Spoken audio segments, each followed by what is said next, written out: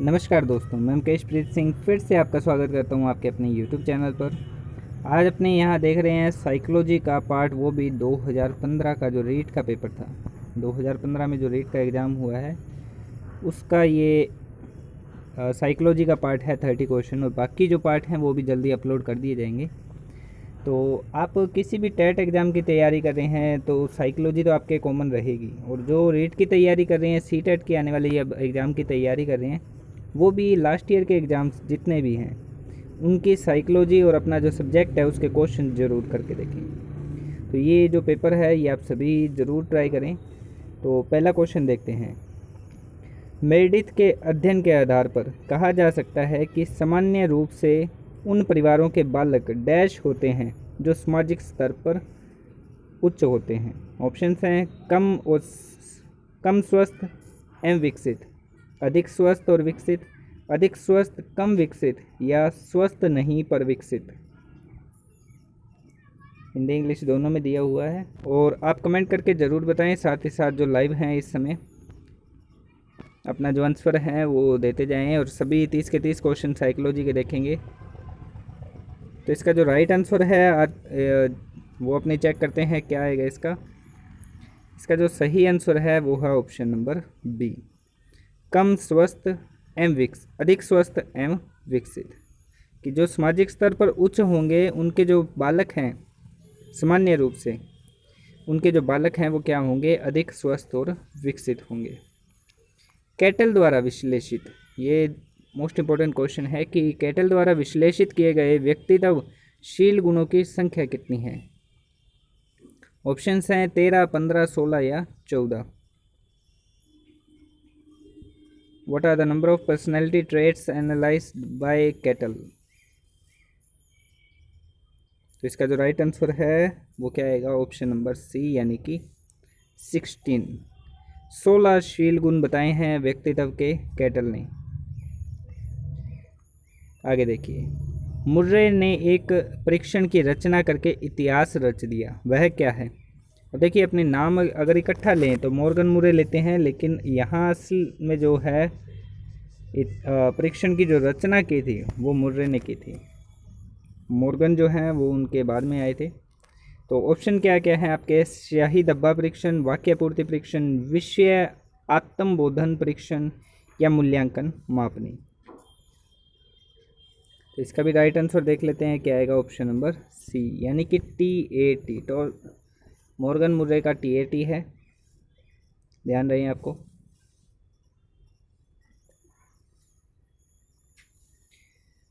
व्यवहारिक बुद्धि को क्या कहा जाता है, प्रैक्टिकल इंटेलिजेंस जो है उसको अपने क्या कहते हैं। ऑप्शंस हैं मूर्त बुद्धि, अमूर्त बुद्धि, संज्ञानात्मक योग्यता, या सामाजिक बुद्धि।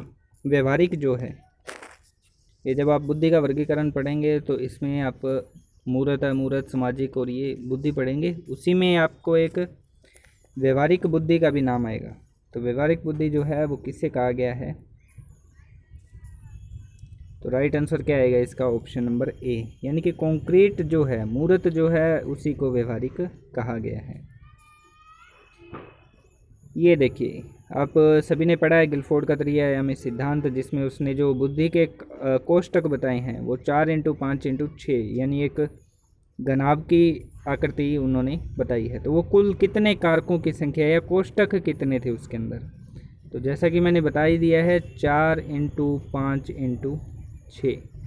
तो ये ध्यान रखें। तो टोटल जो कोष्टक हैं वो कितने आएंगे, 120। गिलफोर्ड का था बुद्धि त्रिआयामी सिद्धांत। देखिए, ये जो 2015 का ये पेपर है ये आपको बहुत रेयर है कि आपको कहीं से मिले, तो आप शेयर करें इसको ज़्यादा से ज़्यादा, कि जो अभ्यर्थियों के पास ये पेपर नहीं है तो वो भी इसको अच्छे से क्वेश्चन कर पाएँ। वीडियो कंप्लीट करने के बाद आप शेयर कर सकते हैं या भी कर सकते हैं, ताकि वो लाइव भी जुड़ सकें। आगे वाला क्वेश्चन देखिए, परिवेश की वस्तु जिसे प्राणी प्राप्त करने का प्रयास करता है। अब प्राप्त करने का प्रयास जिसे अपने करते हैं उसे क्या कहेंगे, प्रबलन करेंगे, रीइंफोर्समेंट, प्रेरक कहेंगे यानी कि जो मोटिव है आपका, या उद्दीपक कहेंगे स्टिमुलस, या प्रलोभन कहेंगे। परिवेश की वस्तु जिसे प्राणी प्राप्त करना करने का प्रयास करता है।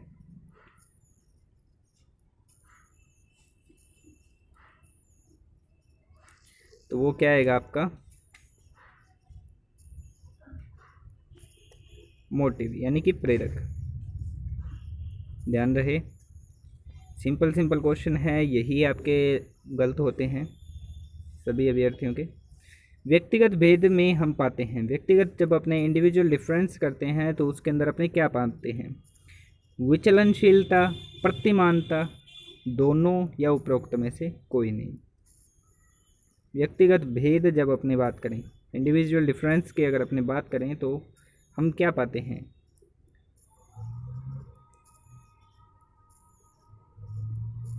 तो क्या आएगा प्रतिमानता और विचलनशीलता दोनों की, ऑप्शन नंबर सी। आगे बढ़ते हैं और देखिए अगर आपने अभी तक चैनल को सब्सक्राइब नहीं किया है तो ज़रूर कर लें और बेल आइकन ज़रूर प्रेस करें। आगे देखिए निम्न में से कौन सा तनाव को कम करने का अप्रत्यक्ष ढंग है। अप्रत्यक्ष मतलब कि इनडायरेक्ट जो मेथड अपने बात करें तनाव को कम करने का, वो कौन सा है। ऑप्शन हैं विश्लेषण और निर्णय, एनालिसिस एंड डिसीजन, या रुकावटों को दूर करना, रिमूविंग द बैरियर्स, या दूसरे लक्ष्यों का प्रतिस्थापन करना, यानी कि जो आप काम कर रहे हैं उसको छोड़ के आप दूसरे किसी लक्ष्य को डिसाइड करें, यानी कि सब्स्टिट्यूशन ऑफ अदर गोल्स, या उदात्तीकरण, सब्लिमेशन। इनडायरेक्ट मेथड कौन सा है इसमें से, अप्रत्यक्ष ढंग कौन सा है, तो कौन सा आएगा, उदात्तीकरण, सब्लिमेशन। आगे देखिए निम्न में से कौन सी डिसलेक्सिया की विशेषता नहीं है। आप ये ज़रूर ध्यान रखें कि जितने भी आपके ये हैं, जितने भी ये सिम्टम्स हैं, ये ज़रूर आप सिम्टम्स कह लीजिए या फिर इनकी जो डिसीज़ेज़ हैं एक हिसाब से, ये सारी की सारी आप डिसकैल्कुलिया है, डिसलेक्सिया है, या जितना भी है डिसलेक्सिया, डिस्प्रैक्सिया, ये सारी की आप बारीकियाँ ज़रूर ध्यान में रखें, क्योंकि एक आधा क्वेश्चन डेफिनेटली आपको एग्ज़ाम में मिलेगा और एक क्वेश्चन आपके लिए बहुत ज़्यादा इंपॉर्टेंट है। वो वैल्यू जो एग्ज़ाम दे चुके हैं ऑलरेडी उनको पता है, और जो देने वाले हैं वो शायद इस चीज़ को इग्नोर करें, लेकिन बिल्कुल भी इग्नोर ना करें आप। निम्न में से कौन सा डिसलेक्सिया की विशेषता नहीं है। ऑप्शन है आपका वाचन परिशुद्धता, गति तथा बोध की समस्याएं, कि जिन्हें डिसलेक्सिया होता है उनमें वाचन परिशुद्धता रहती है, एक्यूरेसी जो है उसके अंदर दिक्कत आती है, गति और बोध की समस्या आती है। बी ऑप्शन है उल्टे और सीधे हाथ के प्रयोग के संबंध में निश्चय कर पाना। सी ऑप्शन है लिखने की धीमी गति, या डी ऑप्शन छपे हुए अक्षरों को सीखने और याद करने की कठिनाइयाँ। देखिए इसमें लेफ़्ट राइट हैंड का कोई वो इतना नहीं है, तो बी ऑप्शन इसका बिल्कुल सही माना गया है। इसके अलावा अदर जो भी हैं आप ज़रूर उनको भी पढ़ें, डिसलेक्सिया, डिस्प्रैक्सिया, डिसकैल्कुलिया, और वो अदर जितने भी आप जहाँ से भी आपको जितने मिल सके एग्ज़ाम के अकॉर्डिंग वो आप ज़रूर तैयार करें।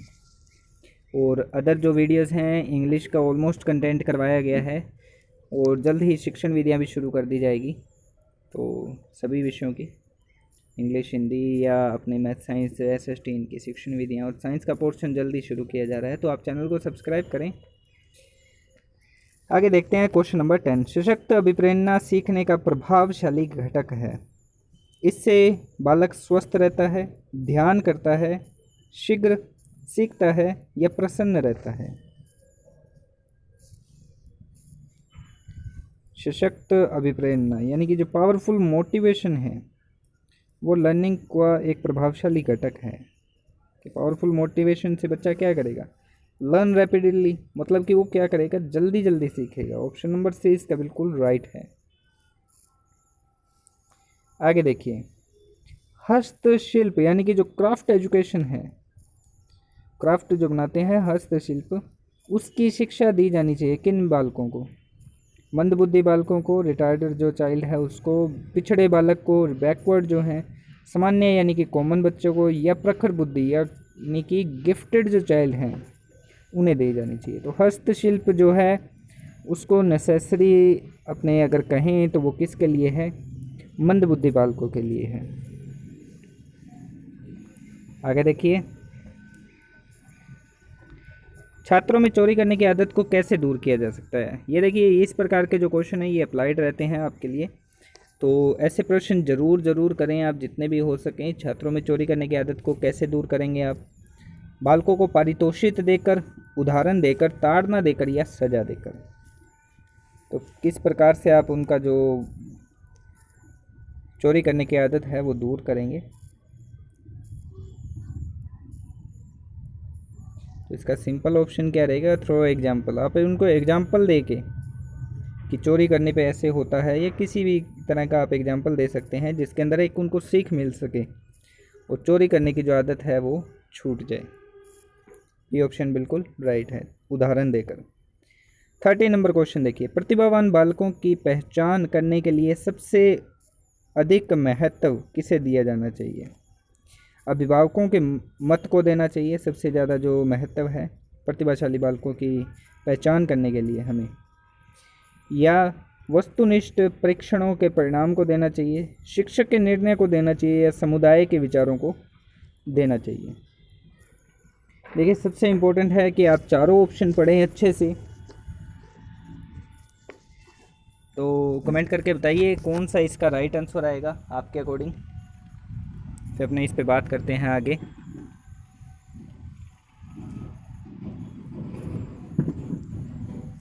जी हाँ, तो देखिए इसका जो राइट आंसर है कि सबसे अधिक जो महत्व देंगे अपने, वो किस पे देंगे? The result of objective test, यानी कि जो वस्तुनिष्ठ परीक्षण है उनके परिणामों को अपने महत्व देंगे सबसे ज़्यादा। यहाँ पर एक जो बोनस मिला था क्वेश्चन के अंदर, यानी कि जो डिलीट हुआ है एक हिसाब से क्वेश्चन, वो कौन सा था? 40 नंबर। अचीवमेंट टेस्ट जो है can be given in, achievement test कितने प्रकार से या कितने दिए जा सकते हैं? ये प्रश्न था। 2 प्रकार से दिए जा सकते हैं, 4 प्रकार से, 6 प्रकार, 3 प्रकार से। ये तो ये क्वेश्चन जो है आपको बोनस मिला है, डिलीट हुआ था ये क्वेश्चन। आगे देखिए 15 नंबर क्वेश्चन देखते हैं। देखिए मोस्ट इम्पोर्टेंट क्वेश्चन है ये आपके, जो आप ये पढ़ेंगे, निःशुल्क अनिवार्य शिक्षा अधिनियम, अधिकार अधिनियम 2009, उसके अंदर ये क्वेश्चन है और उसमें काफ़ी ज़्यादा क्वेश्चन बनते हैं इंपॉर्टेंट। तो आप वो टॉपिक अच्छे से तैयार करें, एनसीएफ है वो भी तैयार करें। तो यहाँ क्या है? बालकों को मुक्त एवं अनिवार्य, यानी कि निःशुल्क एवं अनिवार्य शिक्षा का अधिकार 2009, ये जो अधिनियम 2009, ये देश में लागू कब हुआ था एक्चुअली? ऑप्शन है 1 अप्रैल 2009, 1 अप्रैल 2010, 1 नवंबर 2009 या 1 नवंबर 2010। तो राइट आंसर बताइए आप इसके क्या होगा? राइट आंसर इसका क्या आएगा? Option number B. तो right of children to free and compulsory education act जो है 2009 वाज अप्लाइड इन कंट्री, कब अप्लाई किया गया है? 1 अप्रैल 2010 को, 1 अप्रैल 2010 को। हिंदी इंग्लिश मीडियम के लिए कोई दिक्कत नहीं है। यहाँ वीडियो को एंड तक देखें, अपना स्कोर ज़रूर कमेंट करें। नए जो अभ्यर्थी फर्स्ट टाइम जो अटैम्प्ट है सी टेट या इसके अंदर रीट या कोई भी टेट के अंदर, वो अपना कमेंट करके स्कोर ज़रूर बताएं। और साथ ही साथ सारे क्वेश्चन आप लास्ट ईयर के एग्ज़ाम के एटलीस्ट ज़रूर देखें। 16 नंबर क्वेश्चन, एनसीएफ 2005 में कला शिक्षा को विद्यालय में जोड़ने का उद्देश्य क्या था? बहुत ही इंपॉर्टेंट क्वेश्चन है कि एनसीएफ 2005 के अंदर कला शिक्षा को विद्यालय में जोड़ने का उद्देश्य क्या था? ऑप्शन है सांस्कृतिक विरासत की प्रशंसा करना, छात्रों के व्यक्तित्व और मानसिक स्वास्थ्य को विकसित करना, केवल ए सही या दोनों ए और बी सही हैं। देखिए, कला शिक्षा को विद्यालय में जोड़ने का उद्देश्य सांस्कृतिक विरासत की प्रशंसा करना भी है, साथ ही साथ छात्रों के व्यक्तित्व और मानसिक स्वास्थ्य को भी विकसित करना। तो ऑप्शन नंबर डी इसका बिल्कुल राइट आएगा, दोनों ए और बी दोनों सही हैं। 17 नंबर क्वेश्चन देखिए, जब बालक की परीक्षा द्वारा मापी हुई योग्य सही मूल्यांकन में स्थायित्व आ जाता है, कि जब अपनों उसकी जो परीक्षा है उसमें मापी हुई योग्यता में सही मूल्यांकन में स्थायित्व होता है, तो उसे परीक्षा को क्या कहते हैं अपने? ये बहुत ही इम्पोर्टेंट है। जब आप टेस्ट के कर रहे होते हैं तो उसके अंदर आपको ये सारे वैधता, वस्तुनिष्ठता, विश्वसनीयता कि ये टेस्ट में होने कहाँ कहाँ किस टेस्ट में कितनी ज़रूरी है, तो इनके जो कंसेप्ट आपको ज़रूर क्लियर हो। तो ऑप्शन बताइए कौन सा सही होगा इसमें से, वैधता, विश्वसनीयता, वस्तुनिष्ठता या उपयुक्त में से कोई नहीं। जो राइट आंसर माना गया है वो है रिलायबिलिटी यानी कि विश्वसनीयता। रिलायबिलिटी इसका बिल्कुल सही है, विश्वसनीयता। आगे देखिए 18 नंबर क्वेश्चन है, डैश में मापन की भूमिका जब सीखी हुई कुशलताओं के निष्पादन का एक संपूर्ण अवलोकन देती है। अब कौन से मूल्यांकन के अंदर मापन की भूमिका जब सब सीखी हुई कुशलताओं के निष्पादन का एक संपूर्ण अवलोकन देती है? निर्माणात्मक, योगात्मक, निदानात्मक या उपयुक्त में से कोई नहीं। देखिए इसका आंसर आपको क्वेश्चन के अंदर ही मिल जाएगा कि सब सीखी हुई यानी कि योग करने का बात कर रहे हैं। सब सीखी हुई कुशलताओं के निष्पादन का एक संपूर्ण अवलोकन कौन देगा? योगात्मक मूल्यांकन, यानी कि ऑप्शन नंबर बी इसका बिल्कुल राइट है, सबमिटिव इवैल्यूएशन जो है। 19 नंबर क्वेश्चन देखिए, अनुसंधान जो सामाजिक समस्या से संबंधित होता है तथा विद्यालय की जनशक्ति के द्वारा विद्यालय में क्रियाकलापों के सुधार हेतु संचालित किया जाता है, क्या कहलाता है? ऑप्शन है मौलिक अनुसंधान, क्रियात्मक अनुसंधान, सामाजिक अनुसंधान, उपयुक्त में से कोई नहीं। देखिए आंसर ज़रूर आप कमेंट करके बताएं, सारे के सारे जितने भी अभी जो अभ्यर्थी ऑनलाइन हैं और जो बाद में वीडियो देखेंगे, लाइव सेशन में नहीं देख पा रहे हैं, बाद में देखेंगे जो, वो अपना स्कोर कमेंट करके ज़रूर बताएं कि कितने क्वेश्चन आउट ऑफ 30 आपके सही हैं। तो इसका राइट आंसर देखते हैं जल्दी से क्या आएगा। क्रियात्मक अनुसंधान कि जो अनुसंधान वह वो अनुसंधान जो सामाजिक समस्या से संबंधित होता है तथा विद्यालय की जनशक्ति के द्वारा विद्यालय के क्रियाकलापों में सुधार हेतु संचालित किया जाता है।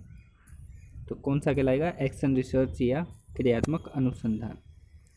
क्वेश्चन नंबर 20 ये देखिए, शेषवावस्था की विशेषता नहीं है, तो आपने इनमें से बताना है कि जो शेषवावस्था है, इन्फेंसी है, उसकी विशेषता जो उसकी नहीं है वो आपने बतानी है। ऑप्शंस हैं शारीरिक विकास की तीव्रता, दूसरों पर निर्भरता, नैतिकता का होना, मानसिक विकास में तीव्रता। तो देखिए मोरल वो मतलब नैतिक तो बिल्कुल भी नहीं होते, उन्हें सही गलत अच्छे बुरे का इतना कोई ज्ञान नहीं होता। तो शेषवावस्था के अंदर नैतिकता की विशेषता बिल्कुल भी नहीं होती। राइट आंसर आप सही है, तो कौन सा होगा? नैतिकता का होना।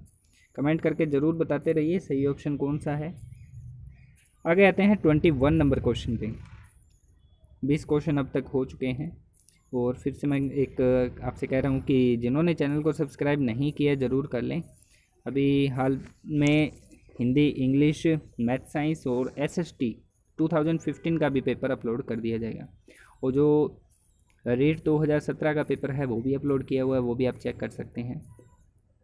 आगे देखते हैं क्वेश्चन नंबर 21। गामक विकास से हमारा तात्पर्य मांसपेशियों के विकास से है और पैरों के उचित उपयोग से है। तो यहाँ पर ऑप्शन आता है मस्तिष्क और आत्मा, अधिगम और शिक्षा, प्रशिक्षण और अधिगम, शक्ति और गति।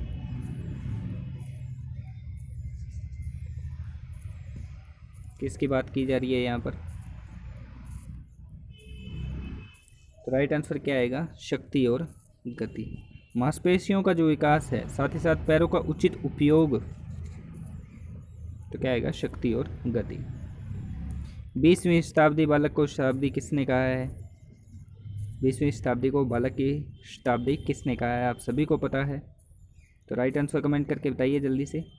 मर्रे आएगा या मुर्रे अपने कहें, एडलर आएगा, क्रो एंड क्रो या JB वॉटसन, ABCD, आप कमेंट करके ज़रूर बताएं जल्दी से। जी हाँ, option number C crow and crow बिल्कुल सही है, जिन्होंने 20वीं शताब्दी बालक की शताब्दी को कहा था। बाल्यावस्था की विशेषता है, आप ये ज़रूर कुछ एक फिक्स डेफिनेशंस हैं। सुनहरी अवस्था किसने कहा है, तूफान और संघर्ष वाला जो काल है वो किसने कहा है, तो ये कुछ एक डेफिनेशंस हैं, ये ज़रूर आप ध्यान रखें।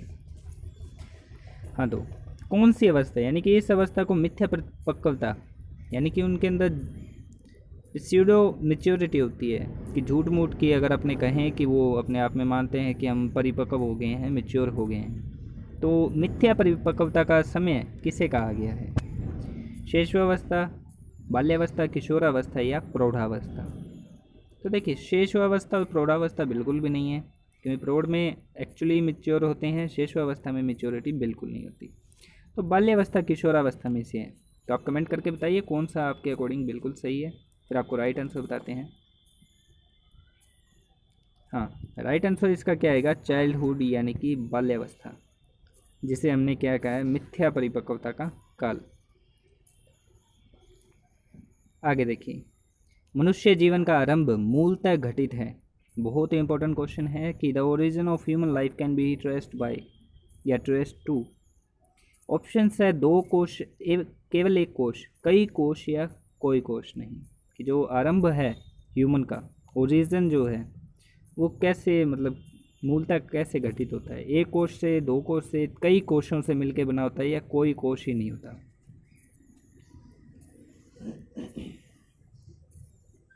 तो क्या आएगा इसका? A single cell, option number B, केवल 1 कोश से। 25 नंबर क्वेश्चन देखिए, परिपक्वता इत्यादि से व्यवहार में उत्पन्न परिवर्तन को भी अधिगम कहा जाता है।